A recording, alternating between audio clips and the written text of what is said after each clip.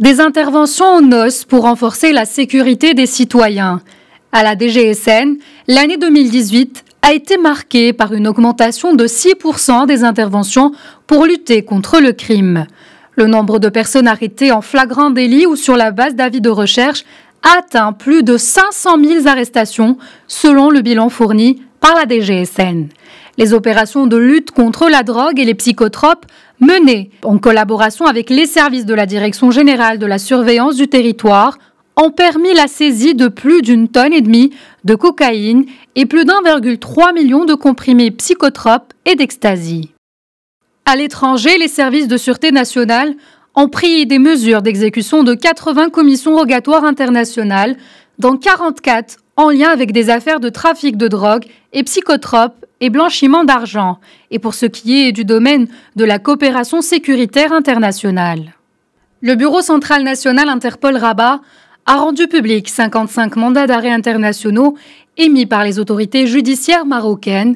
La direction accorde une grande importance à la moralisation et la mise en œuvre de la disposition constitutionnelle qui lie la responsabilité à la reddition des comptes, et à cet égard, les commissions d'inspection de la DGSN ont effectué 777 enquêtes administratives, soit une hausse donc de plus de 12% par rapport à 2017.